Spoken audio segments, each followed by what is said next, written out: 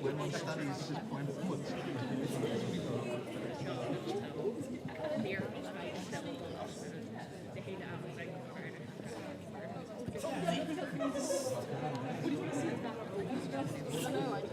just like me, I'm backwards.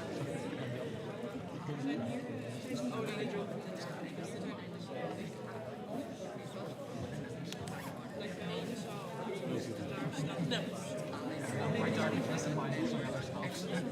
There's another spell on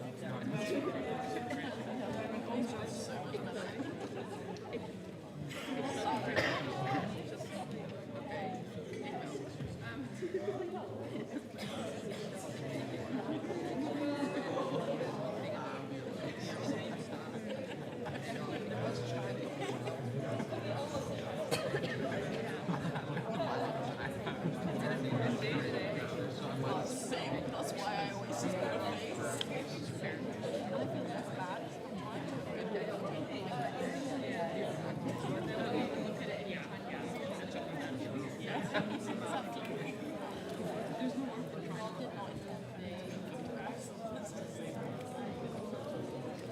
I turned around to the conversation, I heard that, and I turned away. Like, I think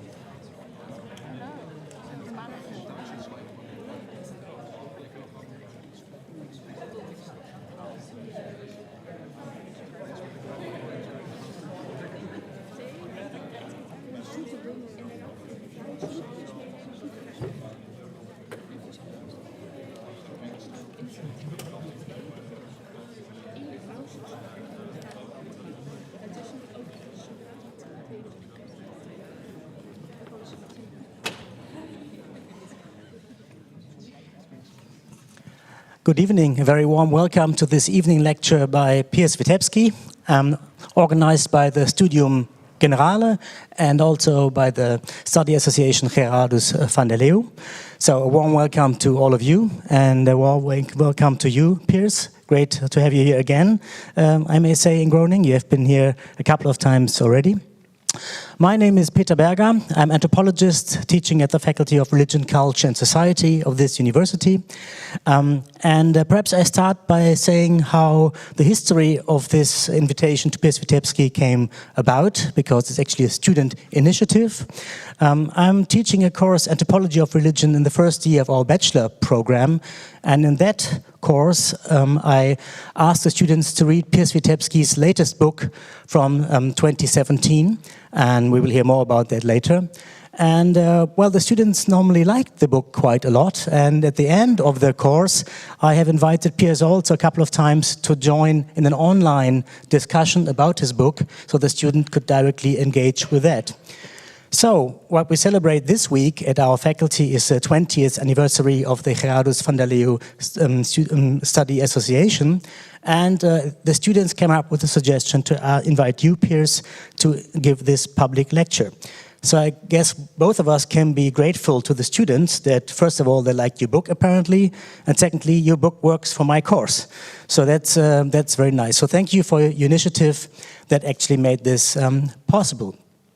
A few words about your career and your work, Piers. So you see in the background the title of this lecture, Why Do Gods and Spirits Want Relations with Humans? I think this title is nicely counterintuitive, I would say. We would expect the opposite to be the case. Most of us, if we want anything from gods, then it goes that direction and perhaps not so much the other way around. We will hear more about that later. And I think this title also shows that you like to ask big questions. An anthropologist asks big questions in relationship to small places, right? That's the famous title of the book, Small Places, Large Issues. And well, Piers Vitebsky has a broad general interest in the study of religion. That is also partly related to the academic career that Piers Vitebsky had. I mentioned about this in a moment. But you can also see that, for instance, in the seminar he organized for many years in Cambridge called the Magic Cycle seminar. I think that had quite a reputation among anthropologists in Cambridge, and you can still look it up on the website. And there you see a broad range of topics related to cosmology, religion, in which Piers and his students were actually interested. But his main, as I see it, his main research focus was actually about indigenous people and their worldviews and the transformation of those worldviews. And we'll hear also a bit about that today. And Piers Vitebsky has mainly worked in two regions, from the mid-1917 onward in eastern India, in the highlands, with indigenous people who, well, you will discuss it in some detail, I guess, talk to their dead via shamans. So shamanism has been an enduring interest in his work. And since the mid-70s, Piers Vitebsky has been visiting this community regularly, last December, so not half a year ago, the last time. And this their religion has been radically transformed into forms of Hinduism, but also of baptism. Then from the mid-80s onwards, Piers Vitebsky shifted his focus to the Arctic area and worked with pastoral reindeer herders in the Russian Arctic. And so there are two quite different kind of contexts, and you will see that both of these, when you read the description for today, you'll see that both India and the Russian Arctic plus ancient Greece will be the area that will be covered today. Us in the social sciences and humanities, we all write, but few of us can say, I think, that we are writers. I don't think many of us would claim to be writers. I think I can say that for Piers Vitebsky, especially two books I think are really widely accessible for the general public. One is the book on the transformation of worldview among this indigenous people in India, Living Without the Dead. That is the book I ask my students to read. Many of you I see sitting here. This from 2017. And another book that has been very widely read is Reindeer People, which is from 2005. So both are, I think, great insights into those cultures and their transformations in a style of ethnography that is accessible to many. Finally, briefly, a sketch of his career. You went through the UK elite institutions, I'm tempted to say. So you started out at Cambridge doing a BA in classics. So that's also the way the ancient Greek come in here, I guess. You then moved to anthropology to Oxford, for the PhD to Cambridge, right? To London, yes, thanks, to London.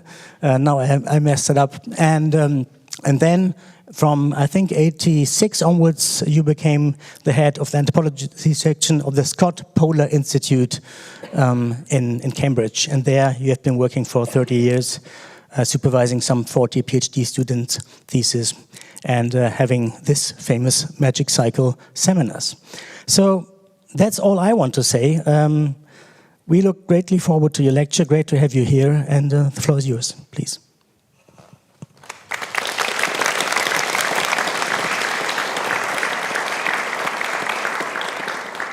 Thank you very much, Peter, for this introduction.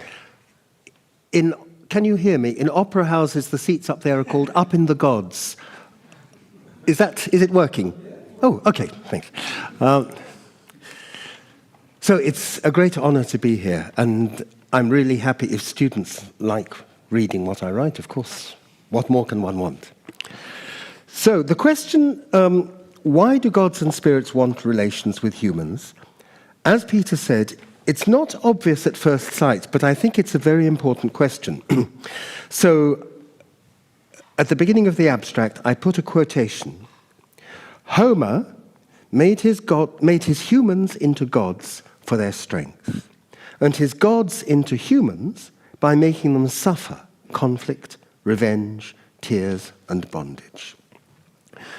Now, Homer was not a single person. He was a bardic tradition. And he describes wars in the 12th century BC.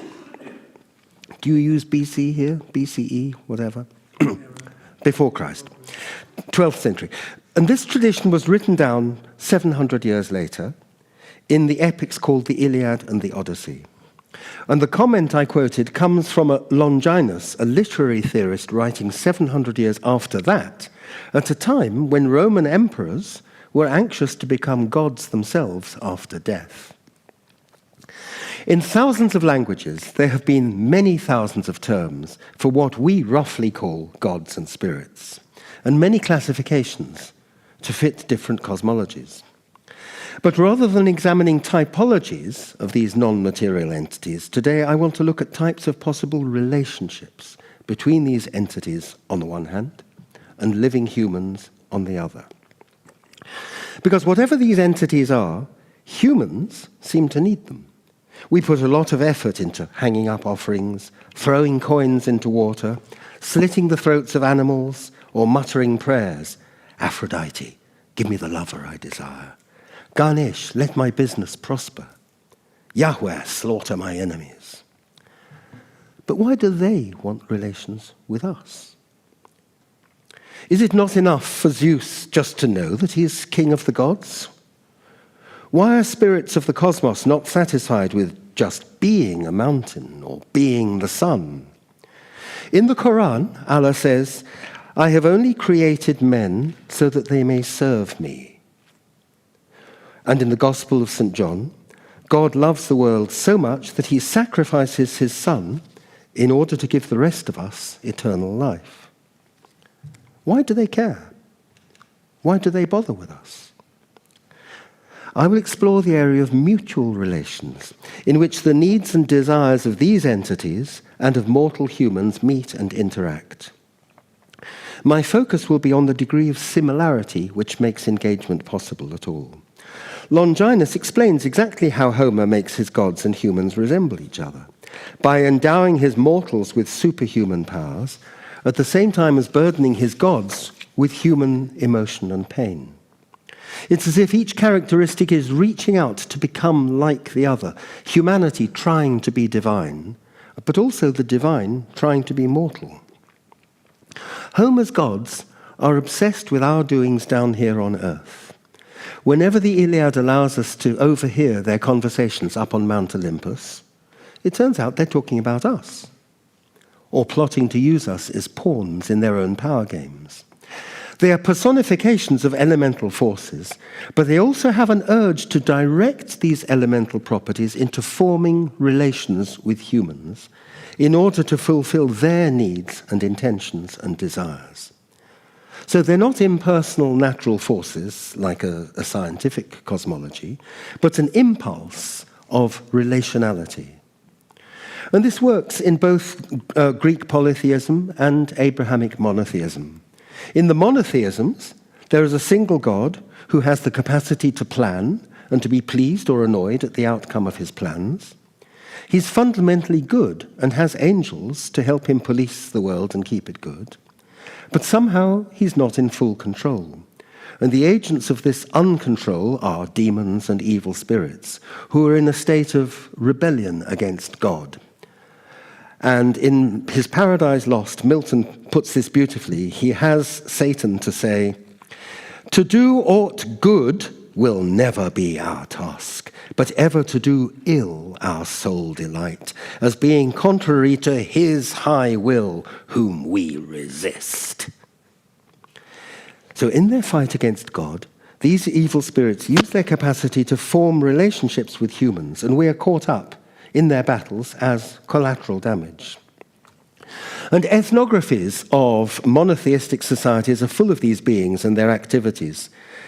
My favorites include Charles Stewart's book, Demons and the Devil. This is set on a Greek island where the first television sets were cursed by the evil eye of a jealous neighbor. When the repairman in Athens unpacked them, he found they were packed up with dead lizards to protect them. Or Westermarck's monumental study, Ritual and Belief in Morocco, which contains 1,200 densely packed pages on spirits called jinn. But Westermarck sets the stage by starting with only 230 pages on baraka, which means holiness or blessed virtue. But baraka is very vulnerable to contamination by jinns, so he needs another 970 pages for their endless names and categories, and their role in omens and dreams and curses and misfortune, and how they push humans to commit immoral acts. But in a cosmology which is not monotheistic, which has no dualism between the principles of good and evil, which may not even have what we call gods, but just spirits, managing humans in this way is not a divine project. Maybe we're not made for anyone else's purpose at all. So why should such entities still want relations with humans? So I will look at the two communities where I have done long-term fieldwork, as Peter said. Since 1988 among Eveni of northeast Siberia, and since 1975 among Sora of tribal India. Both have been animistic, with a highly localized cosmology of spirits who are handled by shamans. Both have long been encapsulated as remote outliers of dominant state regimes, and both have been drawn over recent generations into uneasy compromises with totalizing ideologies. In Siberia, with Soviet communism, and in India with Hindu or Christian fundamentalist groups. And finally, I shall return to the ancient Greeks. So first the Eveni, if I can make this work. These people are semi-nomadic hunters and reindeer herders in the coldest inhabited place in the world, in northeast Siberia. They migrate hundreds of kilometers a year with their reindeer as they graze, moving their tents to a new place every few days. And the community I know best has 800 people who migrate over a territory of more than 10,000 square kilometers. That is a quarter the size of the Netherlands, except its high mountains. The cosmology of the Eveni is based on huge distances, endless movement, self-reliance, and you can see on his sledge and on the saddles he's carrying everything he needs. and constant physical danger.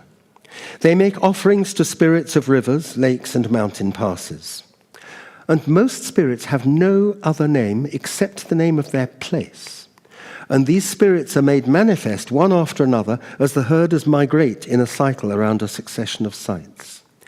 They engage with the spirit of each place just for a few days until they're forced by their animals' onward migration to move on to the next place. Then the old place lies unvisited, as if asleep, until they return at the same season the following year. So here is another view of that landscape in summer. We can say that these spirits represent the placehood of the place. Their sense of place is so strong that apart from that, they can't describe their spirits very much at all. How do you know the spirit of this lake is female? I asked one friend. It must be, he said, because when you talk to her, you say, "Grandmother, give us some fish." So unlike the Christian and Muslim spirits' frantic urge to interfere with our lives, Eveni spirits are not interested in humans. They're there anyway, but they're not interested until we take the initiative by entering their space, as we must, repeatedly, out of ecological necessity, though only as temporary passing guests. Then they respond, requiring acts of respect. If we behave respectfully, they'll give us good dreams in that campsite and protect us from danger. If we offend them, they cause accidents or death. So against this background of cosmic indifference, there are islands of relationality, of a potential for partnership between humans and spirits. A tent is always pitched by a stream or lake, and the spirit of that place is said to merge with the spirit of the nearby water and of the fire which one lights inside the tent. This act draws the spirits of fire and water into a partnership to create a habitable space for us, to humanize it. So the herders share the first morsel of meat and vodka by tossing them into the flames with a muttered prayer. May we have good dreams here. Other spirits across the landscape represent the various qualities of their location, and they're often dangerous. But the spirit of the fire resides inside the tent and protects us. The fire spirit is an old man who warms his people and can speak to them by making different kinds of crackling noises. If the fire makes a soft sound, with a big spark bouncing off, this means that hunting or fishing will be successful. When it makes certain other sounds, it warns of various dangers. If it cries or squeaks in a certain way, it predicts something terrible, like a death. The leading interpreters of the fire's message are women, who have the most intimate relationship with it as they prepare wood and cook and clear the ashes. But the message may well concern the men who go out on the landscape doing dangerous tasks. And the response to this warning is to change your behavior, change your plans. Don't go out on a specific day. Avoid the sight of a possible avalanche or a crack in the ice. The fire's crackling may even reveal a distant traveller's intention to visit, because that intention can arrive like radio waves several days before the actual traveller, with reindeer and sledges and baggage, like that first picture you saw. So these people are feeding salt to the reindeer, and that helps to keep them tame. So the campfire, just like the reindeer, is domesticated. And this domestication is a partnership. And the most intensely domesticated reindeer are the personal protecting reindeer called kujai. And most people have their own kujai, as I did for a while, and my daughter did. The kujai must never be ridden, must never be harnessed or tied up or eaten. It acts like an animal double, your animal double. So when you're threatened by serious danger, it places itself in front of you of its own free will and takes the blow.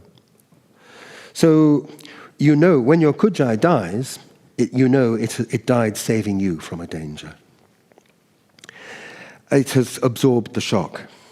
So it participates actively and knowingly in a relationship of protection against danger. It protects you from falling off precipices or through weak ice on a lake or anything like that. It exists to protect you and to die knowingly in your stead. So its entire life is a sacrifice waiting to happen, and the moment of its death is the realization of this destiny. So actually, it's remarkably like Jesus. This is why God sent Jesus here also. But this is a different cosmos. There's no supreme God who gives the sacrifice out of his own love. The love comes just from the personal bond and identification between the human and the animal. And you can see there's a woman feeding her own deer and so on, and it's tame and it knows its name when she calls it and so on. Wild animals are quite different. They're controlled by a spirit master called Bayanai, and a hunter can kill a wild animal only if it offers itself on Bayanai's instruction. He decides whether to give an animal or withhold it, whether to feed you or starve you. And to encourage animals to give themselves, so an animal stands there and says, here I am, shoot me, I'm here for you to eat, but only because Bayanai told it to. So you have to win Bayanai's favor by keeping him happy, behaving in good ways. Whether or not he likes you, you can perceive from clues. If your riding deer sneezes as you're setting out on a hunt, don't go further. If a crow cries out, you should turn back. But if a crow is silent, you should follow where it leads. If a male hunter dreams of having sex with Bayanai's daughter, that's really good, as it means he will have a successful hunt the next day. So you can see that omens concern dangers where technical or rational control is very hard to maintain. Beware of sudden death on this vast landscape of ice sheets and massive precipices. Use secret code, not the true names of wild animals, so they don't know you're talking about them. Don't refuse the gift of a food animal put in front of you by Bayanai, or he will be offended. On the other hand, don't kill too many animals, or you will have to pay with your own life in exchange. And I've had friends who've been through all these kind of situations. So we can see that divination from animals or the fire is a quest for information from sources which are not very articulate or discursive.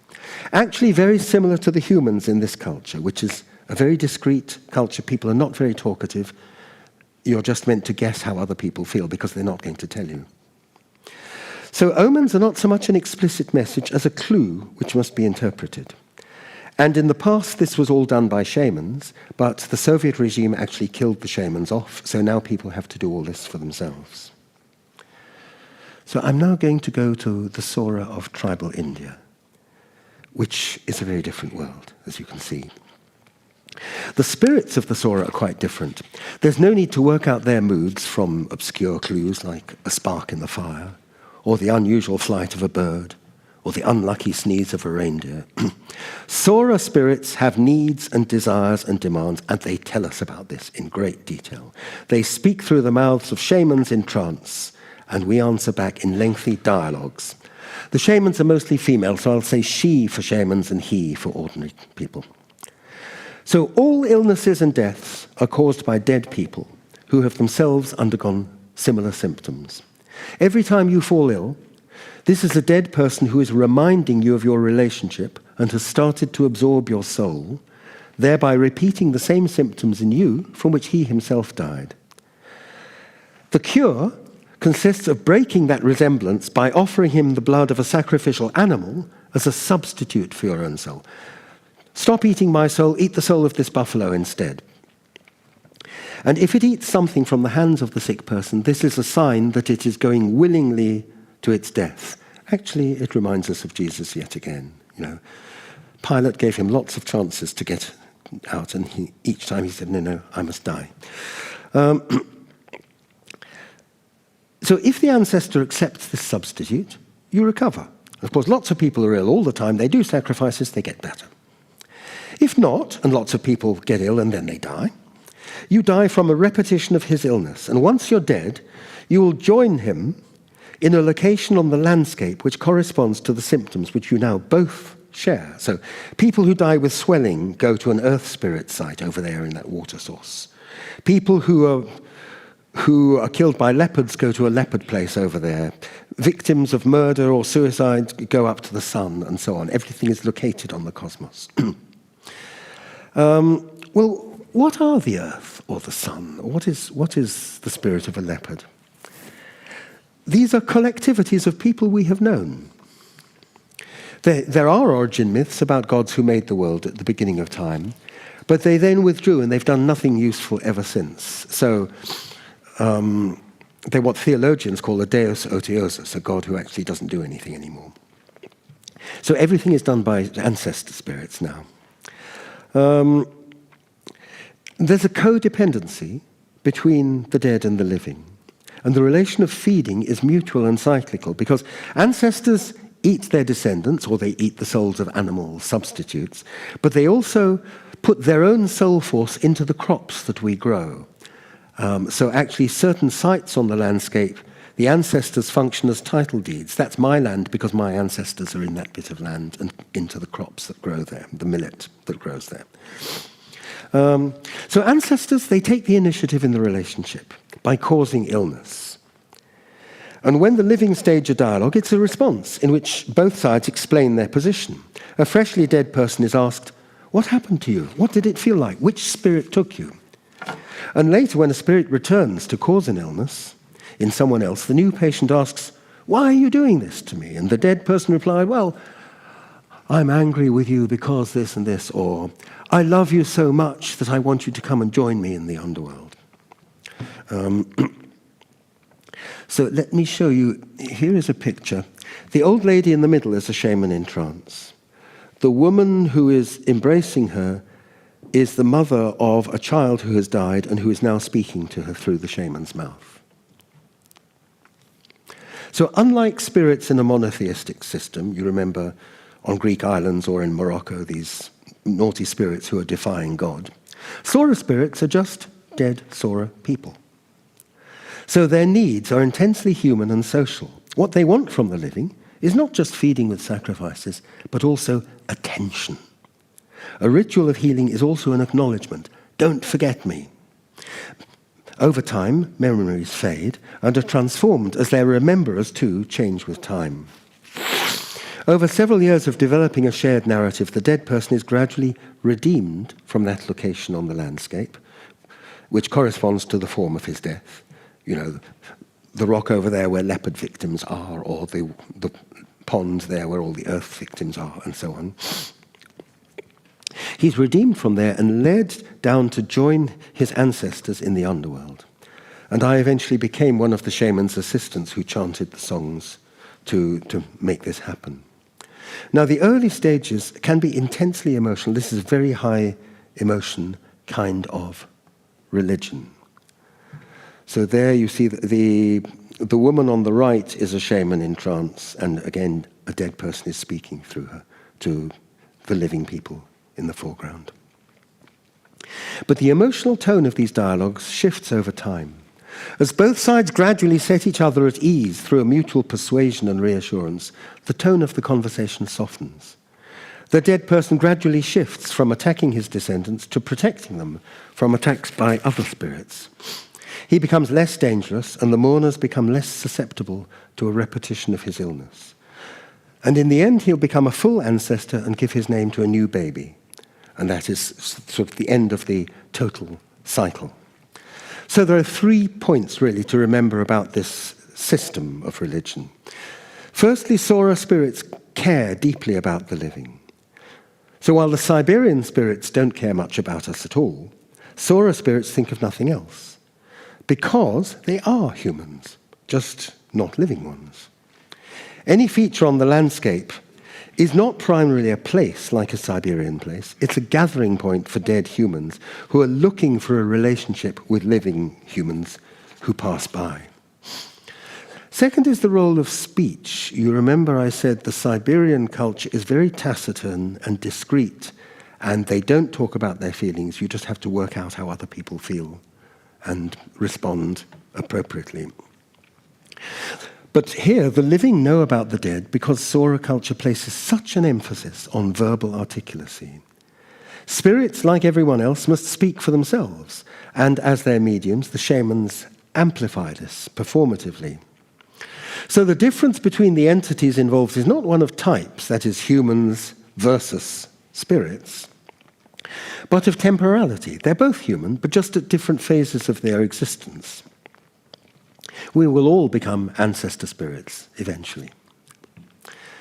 And thirdly, a difference between what I'm calling horizontal and vertical relations, because our usual way of understanding gods is that they're somehow up there, they are superior to us, they are a superior, greater kind of life form. Yes.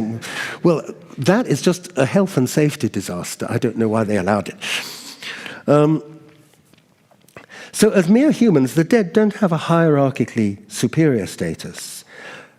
They don't have the authority. Nobody has. They're just status equals, and we can say that their relationship is horizontal. Even though they have the power to make us ill, this is through a vulnerability which they share with us through our shared mortality. But this internal horizontality is pitched against a vertical principle of domination and intimidation in sore relations with the outside Hindu world. In colonial and pre-colonial times, the Sora lived on the jungly margins of remote kingdoms, and they were cruelly exploited by the local agents of those distant rajas, those kings, in a regime of extreme resource extraction and poverty and humiliation. And when I first lived there in the 1970s, most Sora were monolingual and illiterate. And this was closely linked to their ignorance of Oriya, the regional language. Though this is now well known by younger generations for reasons which I will describe. So for Sora back in the 1970s, the power of state agents had a distinctive political property. You could never participate in it as a subject, but only as its object or victim. You could only endure it or outwit it or evade it. And in this setting, the female shamans gained their technical powers of trance and mediation by marrying male spirits in the underworld. And these spirits were not Sora, but belonged to the same categories who oppressed the Sora above ground. High caste rajas, policemen, clerks, people who could speak Oriya and who had the magic weapon of writing. So when a shaman married a helper spirit, she was in effect marrying the state. Aha. So the Eveni in Siberia survived by domesticating fire and reindeer. The Sora don't need to domesticate their ancestors because they're just us. But the state and its Hindu castes are alien and hostile. So marrying them in the underworld is a way of domesticating them. However, there are now other ways of managing one's relationship with the state, apart from marrying a fantasy projection of its agents. Recently, neo-Hindu cults have spread to many Sora areas, promoted by Hindu activists who claim that the so-called tribes are really ancient Hindus who've just lost contact. They got left behind in the jungle. And this is a new way of joining the state. And villages in other areas have long been converted by Canadian Baptist missionaries who were chased out by Hindu activists in the 1970s. So the villages I chose in the 1970s as the last stronghold of the shamans have now also converted to baptism. The church made literacy available as part of the package of conversion. But it was the government's major development program of schools and roads in the 1980s that finally brought this remote section of the Sora also into the system of parties, political parties and elections, as I will show. So conversion, whether you're converted to a Hindu cult or a Christian cult, makes old relations between humans and their ancestors seem irrelevant and obsolete, and other new spiritual relations become necessary. It involves a change in what each side expects from the other. So the indigenous Sora Baptist pastors stamped out dialogues with the dead because these are the works of the devil, and they distract people from a proper focus on Jesus and God. And in particular, they sustain and reinforce attachment between the living and the dead. And of course, that was the whole point of dialogue, was not to deny this attachment, to manage it. So now, the dead are mute. In the absence of shamans, they're unable to tell us what they want and unable to catch our attention by making us ill. And anyway, what is there left to discuss? God and Jesus and hospital medicine now explain illness. They're caused by germs, which are understood not by Sora shamans, but by outside doctors. So depriving the dead of voice and agency releases the living from their claims, and young Christians do feel this as a liberation. But it also leaves an explanatory gap, because illness and death, they're caused by germs, but why? Well, the answer is, well, it's the will of God. What will? Why does he will it? We don't know. He doesn't tell us. He doesn't say anything. We just have to work it out through new ideas of a relationship, which develops a domain of personal responsibility and interiority. You have to look inside yourself, which the old animist Sora never did, and using a vocabulary of inner mind and organs, like the heart, which are translated ultimately from New Testament Greek. So if the dead can no longer be said to cause events among the living, then of course the living have no role in managing the ongoing state of the dead. They can do nothing to feed them or comfort them, and must abandon them to God's care.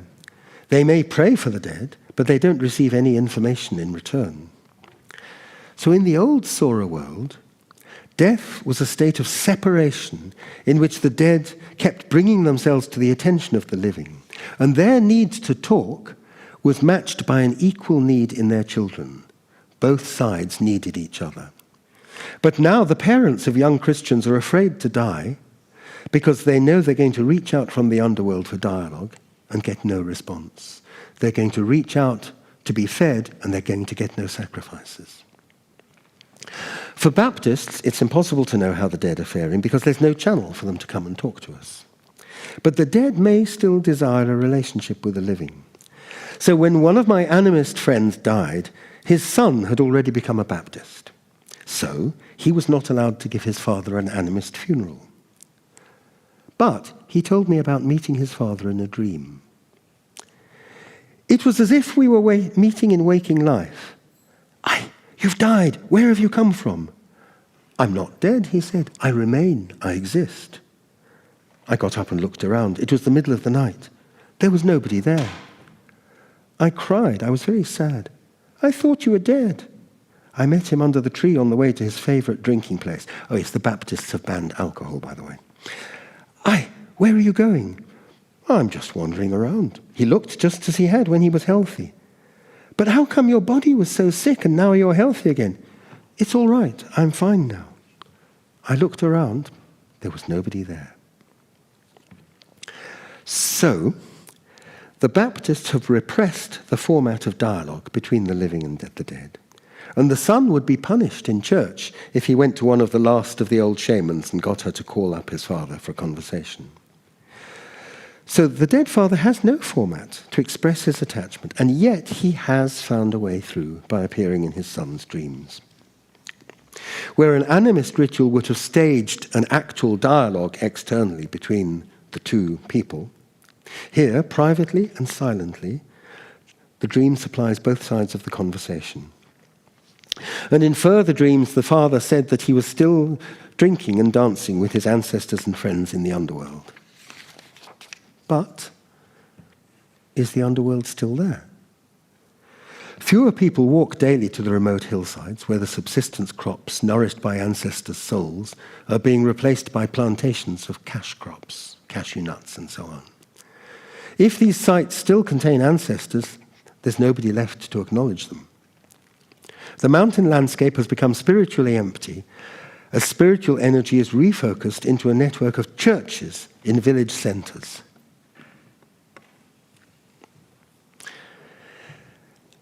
I think that is a very significant contrast if you remember those pictures where people were talking to the dead and they were hanging on to the shamans like this and crowding around. This is quite different. They're all facing one way and they're being instructed by a pastor. It's not a dialogue at all, but a monologue. The word for redemption is still a key term, but it's been transformed. Whereas animist Sora were redeemed by their own ancestors, from the form of their death, earth or sun or leopard or whatever, now they're redeemed by Jesus, but from a new concept of sin And that is why they have to examine themselves internally. Am I morally good? Have I done something morally bad? Now, unlike ancestors, Jesus has no hunger, no longing, no needs. He's not envious of somebody inheriting his gold earrings or a patch of land. He doesn't need anything that humans can give except loyalty, which I'll come to in a moment. In animist sacrifice, animal blood is shed to feed needy ancestors. But Jesus' blood flows in the opposite direction, not to him as a hungry spirit, but from him as a willing sacrifice himself. So the Christian's new relationship with Jesus is reciprocal, but in a new way. You remember I said reciprocity with ancestors was a horizontal one between status equals.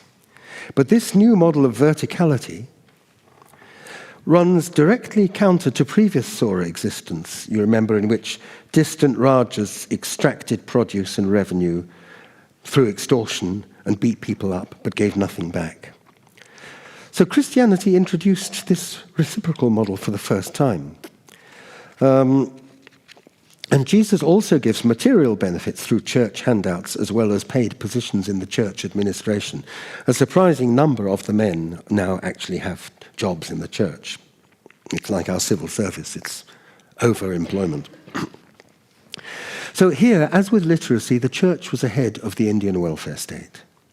Church handouts are funded by a tithe from parishioners of 10% of their income, which actually is an echo of the old cycle of mutual exchange I told you about, where we feed our ancestors, but they also put their soul force into our crops. But the reciprocity of goodness flowing from Jesus is not like this egalitarian cyclical exchange with ancestors, because that was based on a shared kinship and shared vulnerability between equals. This now comes in exchange for a new style of devotion to a being who is superior. And the notion of loyalty, therefore, is quite different. So apart from baptism, there are now several kinds of Christian and Hindu cults moving in to entice the souls of the Sora, but they all involve a similar shift of focus from ancestors to gods. In this sense, Jesus is very like Krishna and Rama, with the same calendar pin-ups and garlands of marigolds, even the same hymns with just the change of the words. So young Christians do not know their local spirits, but they laboriously study a map of Jesus' world at the back of the Bible. And neo-Hindus focus on the distant pilgrimage sites of Hindu nationalism at the other end of India. So we can see that the egalitarian relationship between living and dead Sora was based on their similarity as the same kind of being, but just at a different stage of existence. The new hierarchical relationship with gods is based on the participants' difference. The whole point is that they are different kinds of being. And this actually matches, although it came to them from the Christians, it matches the Hindu idea of the king. Because in classic Hindu political theory, kings should not be extractive, they should be generous. Andata. Rulers should give rather than take, in which the higher level returns something vital to the lower level, in distinct and complementary roles.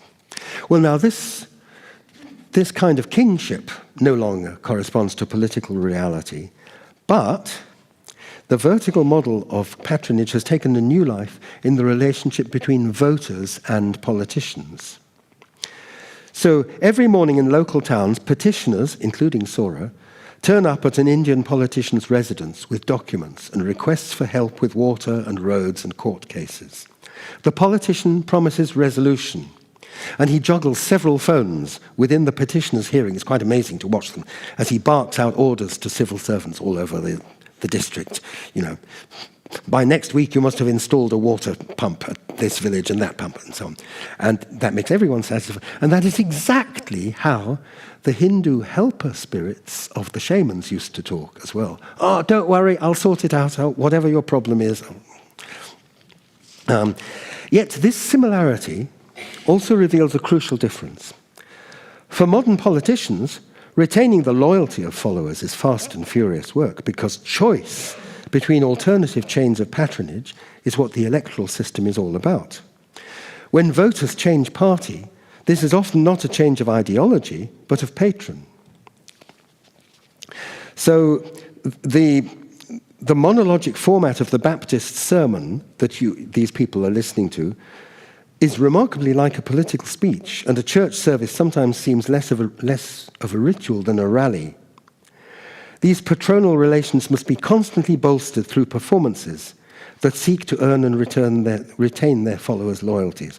So the Baptists are very strict, and if they punish you for drinking or smoking or naughty sex, the Catholics, the Pentecostals, somebody else, yes, come and join us. We don't mind a bit of drinking. We don't mind a bit of naughty sex. So everybody is trying to compete, just like political parties. So anthropological studies of Christian conversion, there's quite a big literature on it, and they tend to echo the Christian rhetoric of rupture and the vision of Christianity as the ultimate destination. Oh, now they become Christian. Well, that's the end of history. There's nothing more will ever happen. But in India, various Christian and Hindu forms are functional equivalents. Which one you convert to, it depends which village you live in, which missionaries got to you first, who's making you a better offer, and so on.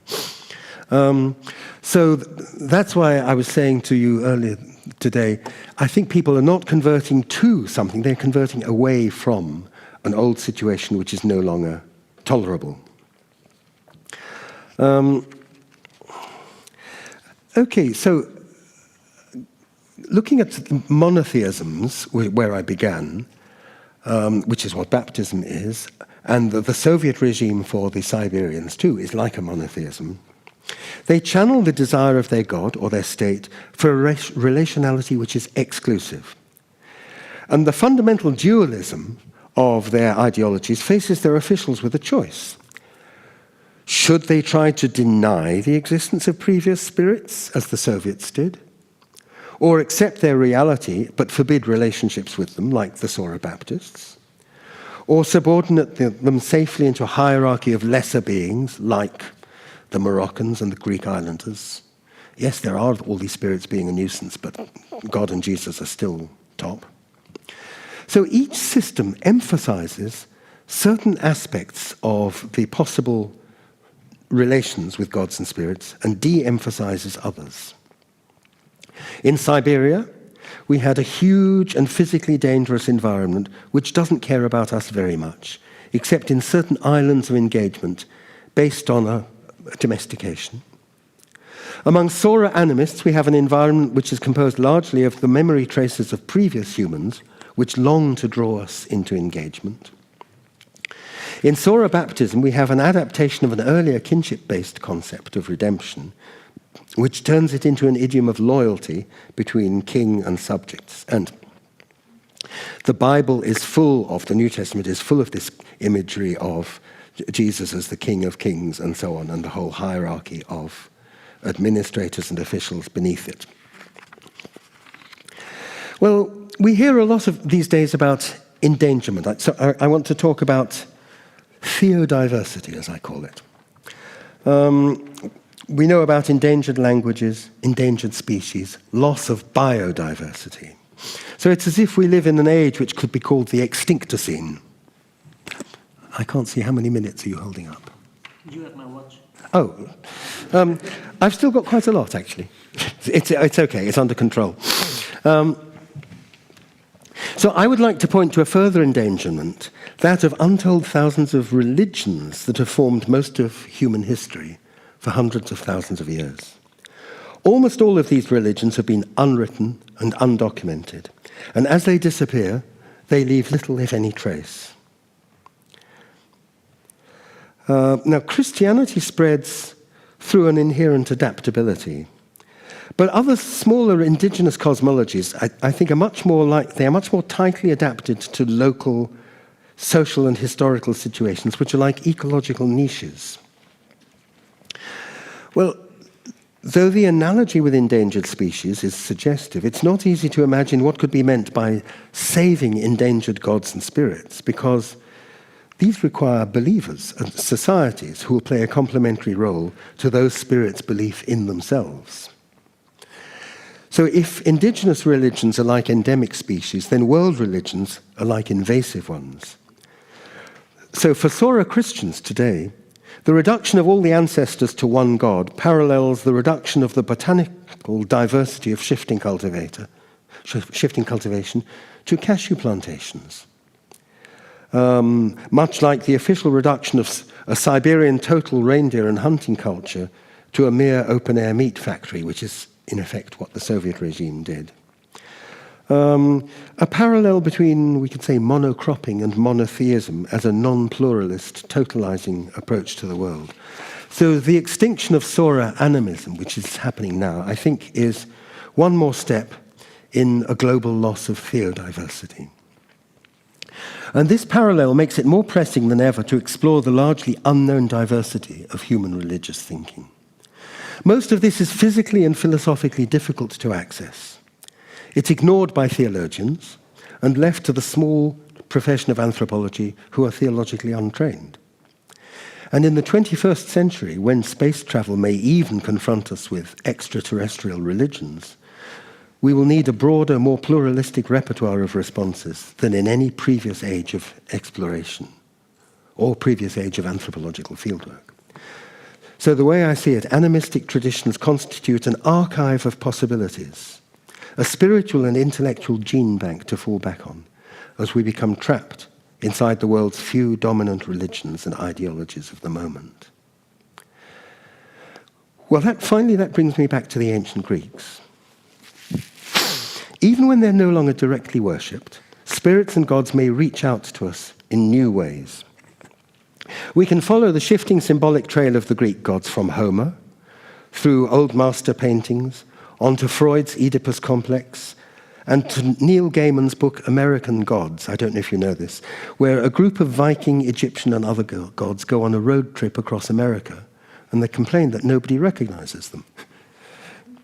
So Homer's Greek gods behave like rival mafia bosses looking after their own clients. When the Trojan Hector is losing a fight against the Greek Achilles, the god Apollo saves him by hiding him in a cloud of mist. Just as the Trojan warrior Aeneas is about to be killed by the Greek warrior Diomedes, he's rescued by the goddess Aphrodite, who is his mother.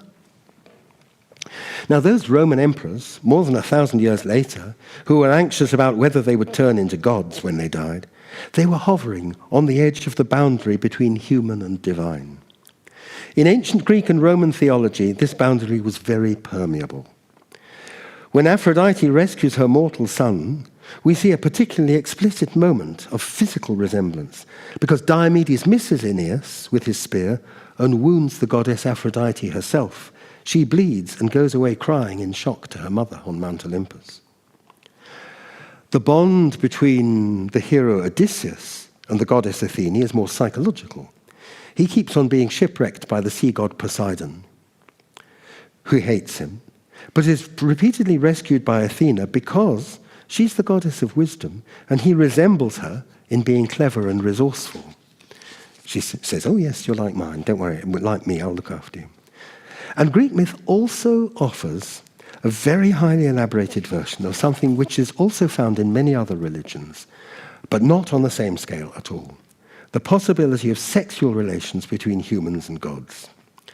Greek gods resembled humans not only that they could have sexual intercourse with humans, but they could also interbreed, producing hybrid, mixed-race demigods and superheroes, like Aphrodite's son, Aeneas.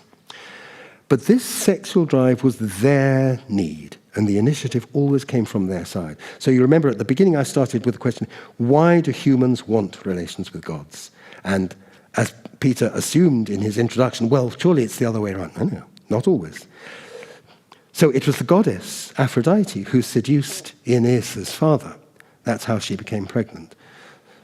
So there she is. It's the morning after, and he's upset because she's just revealed who she is. And he's worried he's going to get into trouble somehow because he slept with a goddess. In fact, it turns out it's all right because she's now pregnant with Aeneas, and that's what the fates have decided is going to be a good thing to happen and so on. But he doesn't know that. And actually, these encounters almost always involve deception or rape of an innocent victim. It's as if the gods can't expect mortals to reciprocate their desire. I can't find cases of humans actually wanting sex with gods. It's always the other way around. Zeus came to mortal women incognito. He took the outer form of Alcmene's absent husband, so she thought her husband had come home. And he had such a good time with her that he stopped the sun from rising and kept the world dark for 3 days. He turned himself into a swan to visit Leda, or a shower of gold to visit Danae. That's on an ancient Greek vase, and that is how your own Rembrandt portrayed it. He took the form of an eagle to snatch a boy up to Olympus to be his lover and wine waiter. That's Rubens. He turned himself into a bull and invited the innocent girl Europa to take a ride on his back. I think she realizes she's done something wrong there. And he's got a very sinister expression on his face. That's by an English painter called Watts. Sometimes the result is catastrophic. So Zeus's wife Hera was always jealous when he was running off with these mortal women. And she persuaded Semele to ask Zeus to come to her in his fully divine form and give her a god-sized sexual experience. This is how Rubens sees it. The experience burnt her to ashes. Now contrast this eroticism, sometimes voluptuous, sometimes destructive, with the very hands-off way that God visits the Virgin Mary. There is a divine force entering her body, but it is absolutely not erotic. So Greek art and literature dwell endlessly on these encounters, which were foundational to their culture for many centuries. Why do Greek gods need this kind of relationship with humans? Why are they not sexually satisfied with each other? I mean, that's a really serious question. Why? Perhaps what fascinates and arouses them is the finitude of mortality itself. In the inevitability of our death, we have life in a way that they can never have. It is as if immortality is ultimately unsatisfying. Do they find human mortality so seductive that they long to participate in it vicariously through the sexuality of mortals?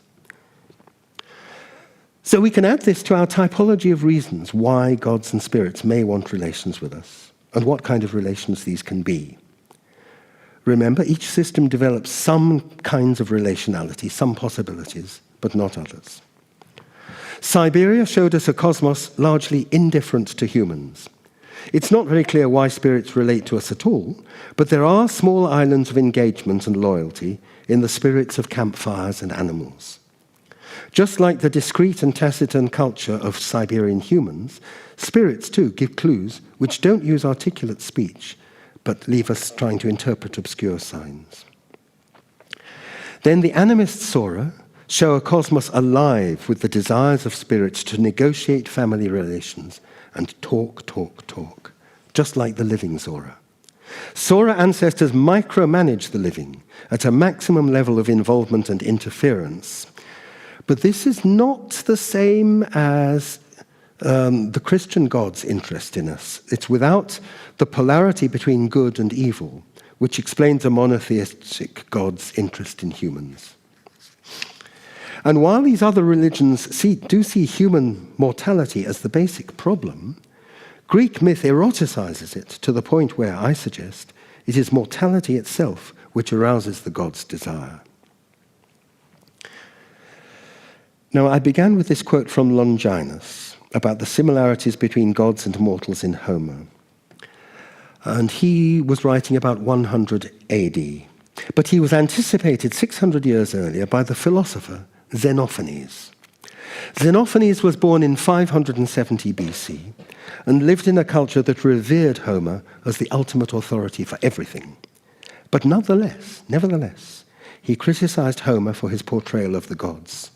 They were immoral, they indulged in theft, adultery, and deceit. That is, of course, they were not just like humans, as Longinus would say later, but too much like us. Although, said Xenophanes, to take the idea of physical resemblance literally is also ridiculous. Africans think the gods have black skin. Thracians in the north think they have blue eyes and fair hair. They can't all be right. Otherwise, he says sarcastically, if horses and cattle could paint and make statues, the gods would look like horses and cattle. Instead, Xenophanes posited a single deity. And here are some quotes from him. This god is not at all like mortals in body or in thought, but remains in the same place and doesn't move at all. It shakes everything without any effort by the thought of its mind. So that's why I can't show you a picture, of course, of that. This God was there before everything and was the totality of the universe. Quote, what we call all things are actually one. But, to conclude, even though this God was single, it was not like an Abrahamic single God, Christian, Muslim, or Hebrew God, who demands worship and loyalty and requires his devotees to fight for him against other false gods. It didn't seek any relations with humans and had no followers, so nobody knew it was there, except a few philosophers. The rest of the Greeks kept their gods in the old human form for several centuries more, until Jesus came along to offer them an alternative form of personalized relationship. And you can even relate to Jesus by kissing him through a sheet of glass. So that's it. Thank you.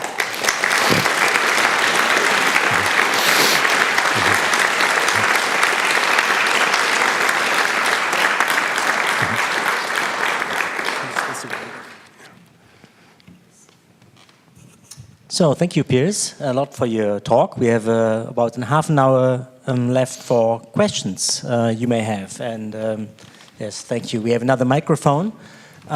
So please feel free to ask questions about, well, I think many topics have been touched. So I assume there is no shortage of questions. Perhaps you have to take a breath first. That may be the case. Oh, there's one, please.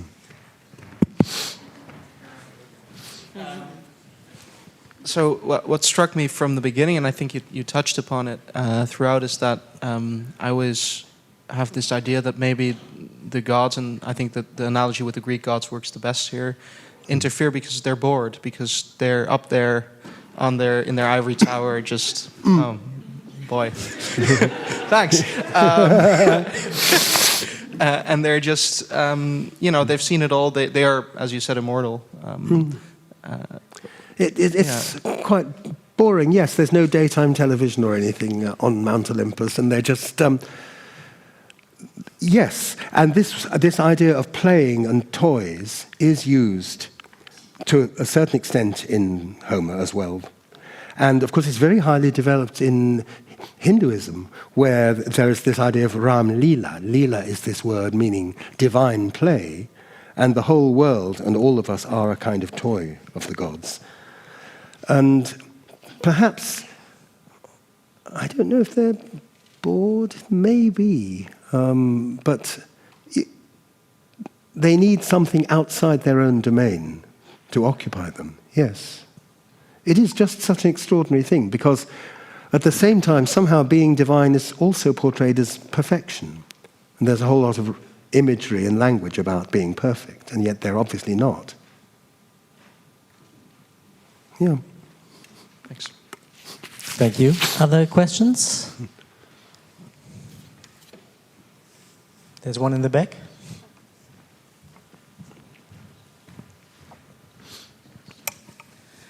Thank you for the lovely talk. I had a question because I read the book that Professor Peter Berger did discuss for his course, and I remember there it said that the spirits of the Sora that whose names have been forgotten turned into butterflies. So I gather when the Sora convert to a different religion, that they will forget their ancestors. But there is no mention of them turning into butterflies. Is this something that is discussed or has been thought about? No, I don't think it is. I think the point of butterflies in the old system is that they're still somehow alive, but we can't know anything about them because they can't speak, and so they are I think I describe them as memories without rememberers. I think for the Christians, the whole system is swept away so totally, they're just not interested in any of that. So to say, well, what about butter? They don't know, they don't care. Because the system that goes with Jesus is meant to be a total system. So there's no room really for these extra things, or to remember what passed, because that's exactly what drags you backwards. And the pastors are very strict, and they're very worried about that people might get back into any of these old ideas. Especially around about the 1990s, I suppose, that's when they were most worried about that. Now it's all extinct, nobody remembers really, and so the young people are coming to me now for tape recordings and photos and things from 40 years ago, because they know nothing about their grandparents. But it's safe for them to have a revival, because they're not going to believe in this stuff. It's now becoming heritage. That's extraordinary. I do have another question to follow up, if that's okay. What about the Hindu Sora? Because they do allow some wiggle room for the spirits still to exist, or at least a remembrance of that there were spirits. Yes. But the kind of orthodox Hindu ways of dealing with ancestors don't involve them coming back and talking to you in that sort of way. So, you have a photograph of your dead parents, and you give them a garland of marigolds and something here, and you worship them on their anniversaries and so on. And the particular Hindu cult that I've seen there has turned all the spirits into letters of a new alphabet that came to a prophet in a dream and so on. So it's a different realm altogether. Thank you very much. As I see no hands at the moment, I put myself on the list. But Ashu, please go ahead. Didn't see the hand. Where is it? Who wants? Okay. Here you go. Thank you for the talk. I was just thinking that there have been a kind of two sets of things. One is the ancestors in the Sora, and then in Greeks they are gods. So I have this question that there are communities wherein the gods, and not the gods actually, for example, Mahaprabhu is one, or Sunny Rao, there are many. Please such. use words everyone can understand. Yeah, but I don't know how to explain it. Yes. Sorry for that. That's all right. So they combine with the dead in order to inflict certain things, for example, disease or death, perhaps. So was there anything of that sort in the Soras as well? I suppose you could say the dead combined with these elemental forces like the sun or the earth or leopard, and there are a few other categories like that. Smallpox woman was a very important one in the past, the goddess of epidemic diseases and so on. So in becoming a victim of that cause of death, you become a member of it. It's a kind of anti-society. So sure, the funeral process rescues you from that anti-society and puts you into the society of your lineage ancestors. So perhaps there's a similarity there. But it's one of these mysteries, as we were talking before. Even just a few miles away, everything is a little bit different, recognizably related, but not, the logic doesn't work the same way.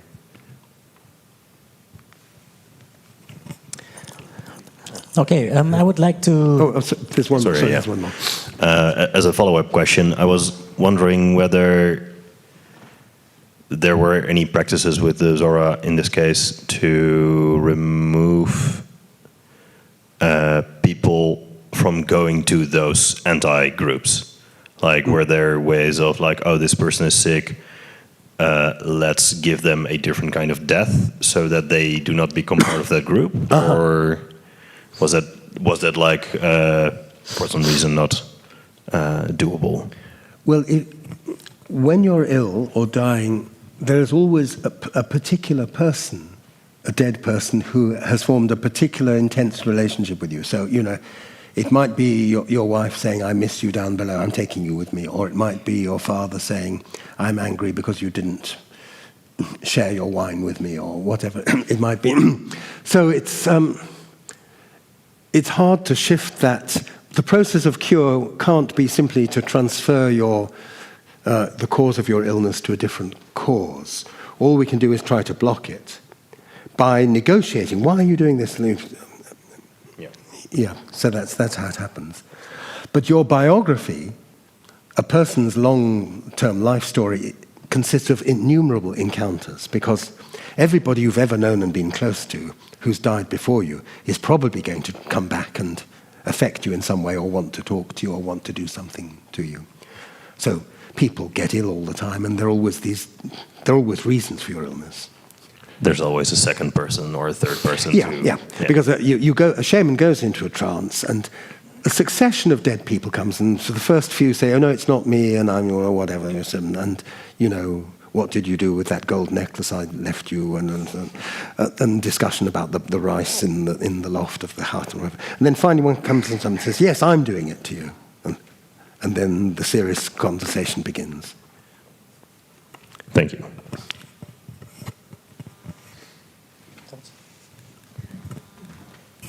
Thanks for the wonderful lecture. I was particularly interested in the way that you described the prefiguration of Christianity and Hinduism in encounters with the state by this community in India, and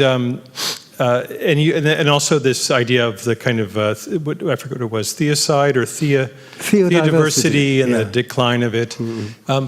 How do you figure in the turn of people, say in the West, to try to resuscitate these cultures and these gods in maybe a slightly artificial way, perhaps through heritage? And I'm thinking of people in the U.S. now that think they're going to solve the climate crisis by adopting indigenous worldviews. What do you make of that? It's a very big question. I mean, I think one of the reasons why it's problematic is it's not actually rooted in the same social relations and processes as the original. So you can never, as Heraclitus used to say, you can't step into the same river twice. And you can't do that. You can have a revival, but it's not the same. But it can be inspired by something else. And it can take various turns. So the Greek and Viking gods are actually currently worshipped by small groups of fascists in Greece and Norway. So it can go in various directions. I'm not quite sure what their theology is, and I wouldn't really like to do fieldwork with them, but somebody should. Just to follow up, what do you make of, so for example, you brought up the Greek myths, and those obviously are living through the cultural fabric of European societies. We have no real connection, we don't have any reciprocity with those gods, but we can talk about them in a way that feels somehow natural. In that regard, I'm just curious about the survivability of these systems of gods in culture, maybe in a way that's no longer reciprocal. It's strange, isn't it? Because those gods have become archetypes for us, literary and psychoanalytic archetypes. So they are serving a function in totally different cosmologies. They're just a kind of cultural resource, I suppose. In Greece itself, so in the 19th century, there were folklorists who went around and discovered a huge amount of continuity underneath the Byzantine Christian surface, and in folk poetry in particular, in which figures like Charon, the boatman across the river Styx, is very prominent in folk songs about death. So again, it's being subordinated. I suppose in the monotheistic cosmology, you can have lots of stuff going on beneath the surface, as long as God remains in control. But it's very dangerous if they get too strong. So you wouldn't talk about those gods if the priest was nearby, but you might with your grandmother or something like that.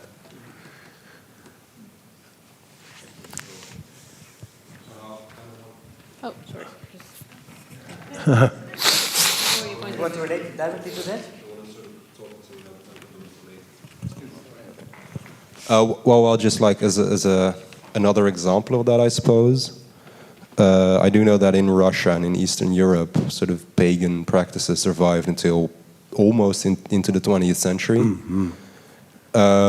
Simply because many of these communities were so remote that there just wasn't this authority to sort of crack down on it, so to speak. Yes, that's one sort of reason. And another sort of reason, I think, is that these totalizing systems can't always explain everything as totally as they claim. So the Orthodox Church in Russia, there were lots of things that it couldn't deal with, it couldn't explain. In particular, there's lots of sorcery and witchcraft that goes on in Russian villages, and even actually in Russian offices. And it was the same with the Soviet regime, which claimed to explain everything through science. And the things that people still, not just indigenous Siberians, but even Russian people as well, there are certain areas where they keep alive what you might call superstition or something like that, particularly areas concerning fate and death. People are really scared about certain kinds of omens and interpretation of dreams, and things that the Soviet regime couldn't be sure of, like when you might suddenly meet an accident, or whom you would marry. Girls are often discussing their dreams about what kind of boys they're going to marry, and things like that. And in a way, I feel that those kinds of spirits, they're a bit like the Soviet state itself, which is, you can never be quite sure if you've broken a rule or not until something terrible happens to you. And then there's always an explanation, that's because.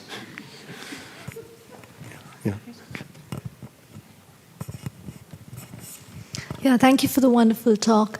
I was wondering, as anthropologists working with shamanism, how does one distinguish, while observing a state of trance, how does one distinguish the shaman's perspective of what the god's desire is and what the human desire is?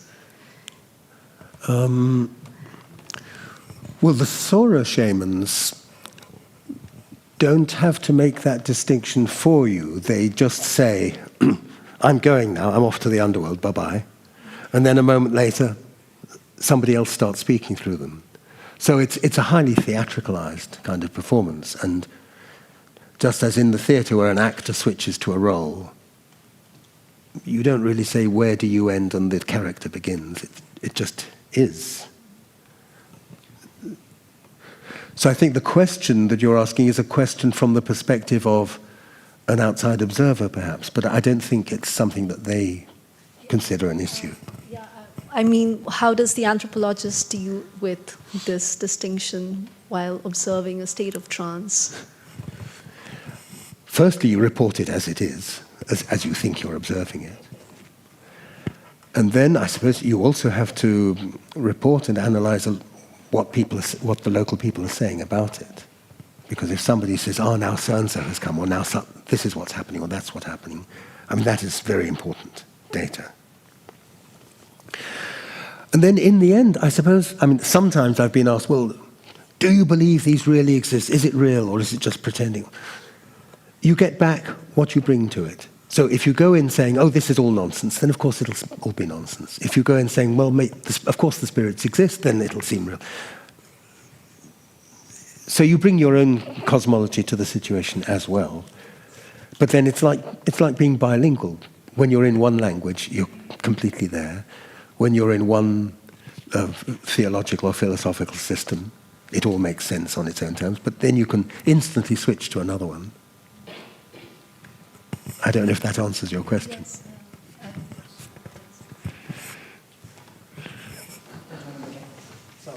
No worries.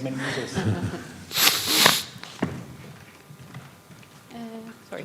Yeah. Hi. Yeah, so I think I recall you said that the cycle of an ancestor spirit for the Zora people is like becomes whole when a child gets their name. And I was wondering what happens to the spirit after that happens, and what is the general importance of names in their culture. Well, when they give their name to a baby, they then hang around for a generation or so to sort of look after the baby a bit and protect it from other spirits. But then that's when they die a second death in the underworld and turn into a butterfly. So I would sometimes ask a spirit speaking through a shaman. I'd say, "Can I speak to old so-and-so? You know, I know he died a long time ago. He's 3 generations back, whatever." "Oh no, I can't bring him because he's already died a second time and turned into a butterfly." "Oh, all right." So they have a way of, I suppose what we could say is, a consciousness has various aspects. So when you die, the first thing you lose is your body, immediately. But you remain a talking person, and gradually you lose the aspect of the form of your death. You stop being an agent of a certain kind of death. And then you become an ancestor. And gradually, and of course your property has also been inherited and shared and so on. So you're shedding all these things. And in the end, if there is something that corresponds to your subjective consciousness, it loses even the power of speech. It loses the power to turn up. It loses the power to do or be anything. And that's when it dies again. But there's one very interesting thing I worked out, because I did lots of genealogies, and you'd go back as far as you can. And I realized the time when people die a second death and turn into a butterfly corresponds very closely to the time when there's nobody left alive who remembers them. So it's just the system. It must have gone on like that for hundreds, thousands of years. I've no idea.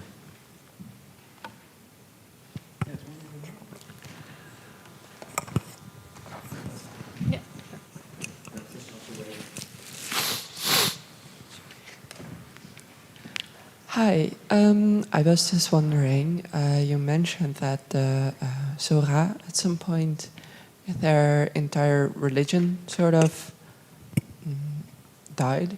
Mm-hmm. The Russian religion you mentioned, it still lived on. Mm-hmm.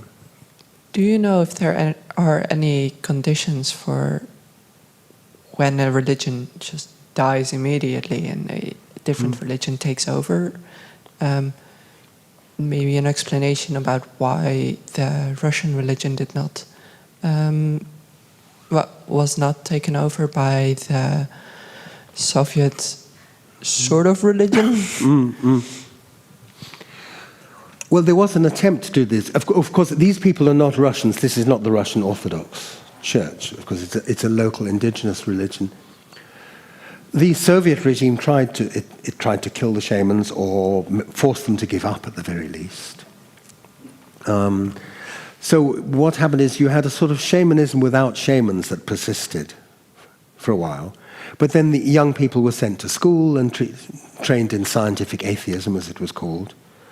But what lingered were certain things which outsiders would call superstition, which is these areas of uncertainty or anxiety. And there are still things that people are really very anxious about. You mustn't do certain things because it's a bad omen. And,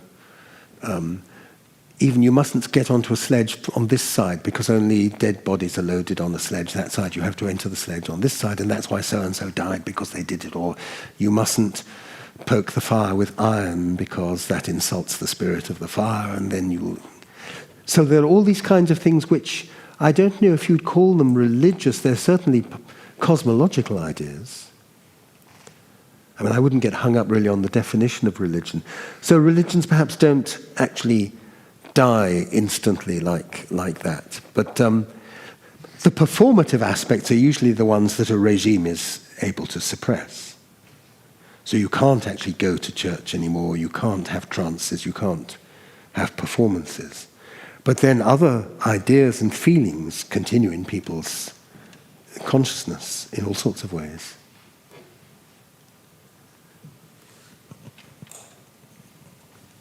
Thank you for the talk today. And I was caught by something you said in the beginning, speaking about these indigenous people in Siberia, that the intention of a traveler kind of travels ahead of them. You used the word ripples, yes, I think.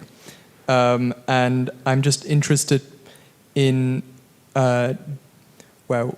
if there is an explanation for how that happens, and whether it might be that the very kind of locally place-based spirits are kind of communicating to each other, kind of passing it on, you know, in a kind of ripple effect like this, until it gets to the people in the valley over or something like this. Yes. So by explanation, you mean their indigenous explanation? Yes. Yes. So what you're thinking of is a bit like the way it's now believed by biologists that trees send each other messages through their roots, for example. Yes. Yes. What they say, they seem to say that an aspect of the person, sort of part of your soul or something, travels ahead of you.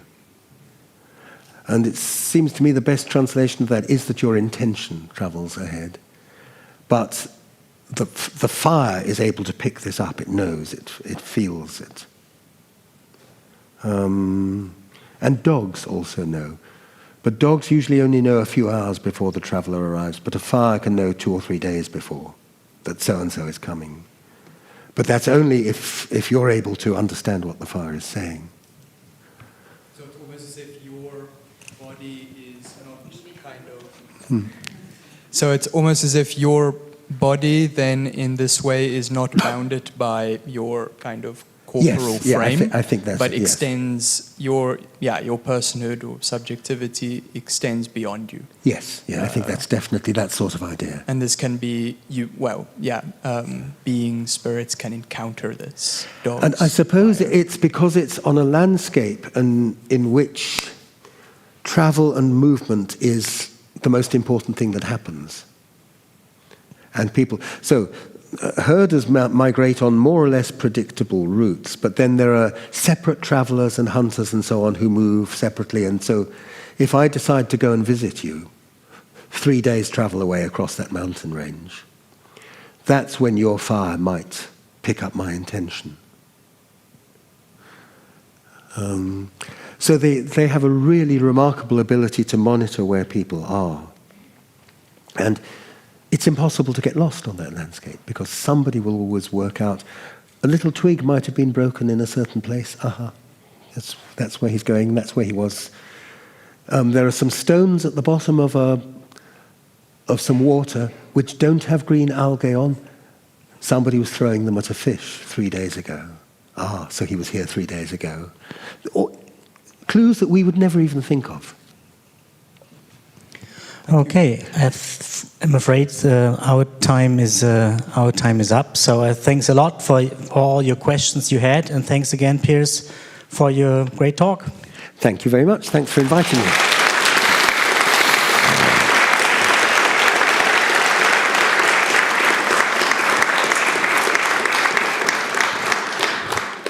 And I would like to conclude with an announcement, because tomorrow there's another Studium Generale talk, also same time, same place, by Professor Siska Weiminga, the former Rector Magnificus of this university. And the title has a lot of alliteratie op de G, zou ik zeggen. VG, genen, gezondheid, gedrag en geschiedenis. Tomorrow, same time, same place. If you're interested, perhaps we see you again. That's how we know when somebody is speaking Dutch 100 meters away. Thank you very much and have a good Welthuis.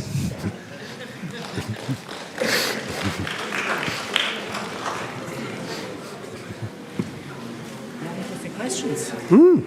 Yeah.